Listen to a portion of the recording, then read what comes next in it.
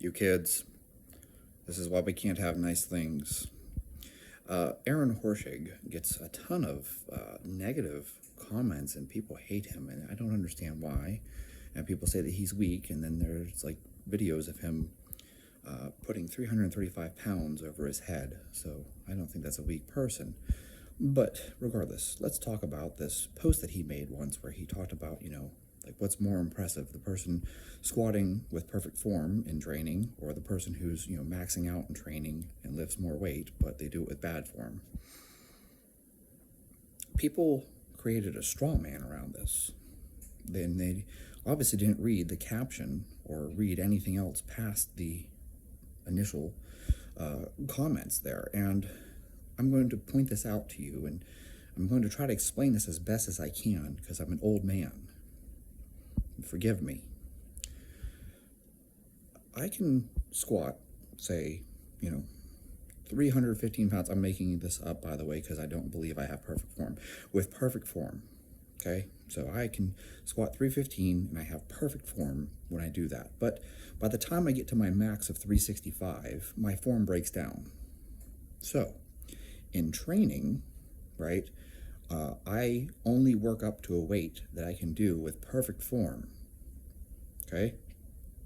Because that's where I'm going to spend my time training. So I'm going to use a load in training that I'm capable of performing perfect reps with, because I'm practicing technique while also developing strength, because this is training.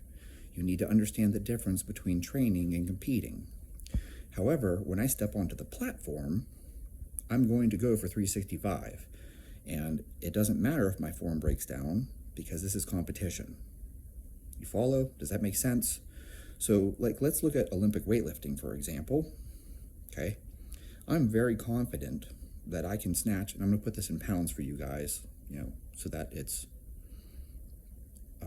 understandable to most of the Americans out there, since you don't seem to understand kilos. I can snatch 185 with very good form, very, very consistently, and I know that I won't miss 185. But, the funny thing is that, when I get to, 205, 210, I might miss a rep, and my form isn't quite as good. So I spend the majority of my time doing reps with 185, maybe even 195 if I feel, like I'm going to push it a little that day. But I'm not going to attempt my max of 235. Why? Because I miss it probably 50% of the time, maybe even more. So if I'm practicing, and this is training, it would make sense for me to use a weight that I know I'm going to make my reps. So if I know that today I need to hit, 6 singles, I'm going to snatch something like 185 to 195 because I'll know that I'll make all 6. On the day of competition, I will probably open at 195, and then I'll take a jump to 215 pounds, and then I'm going to take a crack on my third attempt at something I know that I might hit this or I might not hit this because it's a flip of a coin. So on your third attempt, you take a shot at 235. See how this works? So back to Aaron. His point in that post, his comment, was which one's better, the person who is squatting with perfect technique in training or the person who's maxing out in training and letting their form go to shit. You see, because there's a difference between training and competing. This is just like we had tried to tell the CrossFitters. There's a difference between testing and training, right? So testing yourself and trying to max out all the time, right? I'm going to max out in training to test my max all the time. That's not a very productive way for you to train. It's smarter for you to use a lesser load and get good quality training reps in to build a foundation and build strength. If you want, you can come in every day and test your 1 rep max. Go ahead, max out till you hit failure every day. See how long that's sustainable. If you're 18, it might be sustainable. If you're 39, it's probably not sustainable. In fact, I will tell you right now, it's not sustainable. The point being, you need to know the difference between training and testing. And I want to point out to you, Aaron is not the only person who said this. Ed Cohn has discussed this before. He doesn't miss reps in training. Don't do that. You don't max out and test. Ed Cohn made this comment about how, all of his maxes We're in competition. I can't remember who it was. It might have been Brian Carroll, but don't quote me on this because I'm not 100% certain. There's another amazing powerlifter, and they commented on how all of their maxes were in competition. They never maxed out in the gym just to test it. They saved those for the platform, okay? That's the way you're supposed to do it. You know, you make sure, like if you know you have to do 5 sets of 5, right? Then you choose a weight that you can do for 5 sets of 5. You don't choose a weight where you're like, I don't know if I'll make the 5th rep or not, so I'll go for it. No, that's not smart training. You're not going to get your reps in. You're not going to get your volume in. If you are doing a one, single, and you know that today's workout is 4 singles, why would you choose a weight that you're not sure if you can make? Like, oh, my form goes to shit, I round my back over, and I basically good morning this thing up.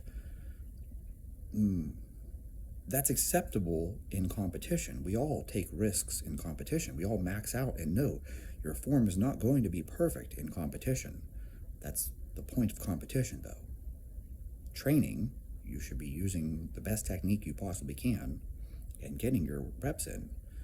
When it tells you to do 4 singles, you do 4 singles. You don't do 3 and then one that you just get stapled to the floor with. That doesn't make any sense. So as I pointed out, even Ed Cohn advises people, hey, don't miss reps in training. Plan things out and then save your maxes for competition. I don't know why this is such an issue, but for some odd reason, people took Aaron's post and created a straw man out of it. And they're like, no, it's always more impressive to lift more weight. And it's like, no. If you've been doing this for a long time, you know that it's more impressive for someone to be disciplined than it is for someone to just max out. And I say this as someone who's guilty of it. I used to love to just max out all the damn time. You get away with that when you're in your early 20s. You can max out and miss reps all the time. Shit, I probably failed squats at least once a week because I would just be like, I'm going to put weight right on the bar. And I would fail all the time. I mean, there were days where I was like, you know what? I remember when I first started weightlifting, and I was like, trying to think of, well, it doesn't matter. Point is this. Here's the deal. When I snatched 90 kilos, okay, I had been trying for probably 14 days straight to snatch 90 and just kept missing it and missing it and missing it.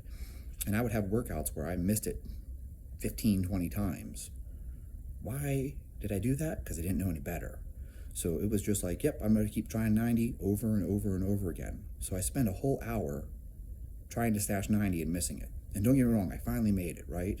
After 2 weeks of trying 90 every single day, multiple reps every day, which is stupid, I finally got it, okay? That's not good training. I missed more reps than I made. That's bad training. Just because I succeeded in snatching 90 doesn't mean that was smart.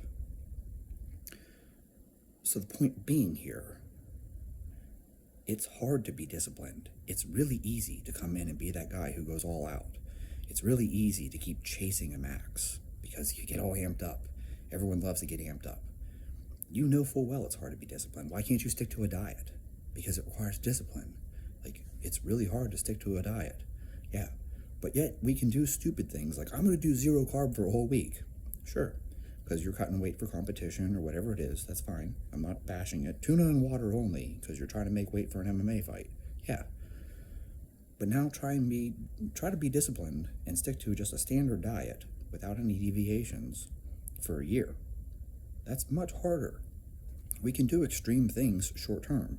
It's hard to be disciplined in the long term. So that's the point behind the post.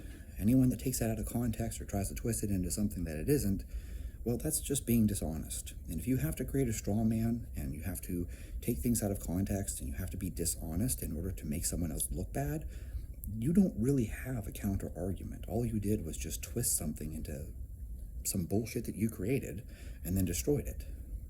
That's dumb.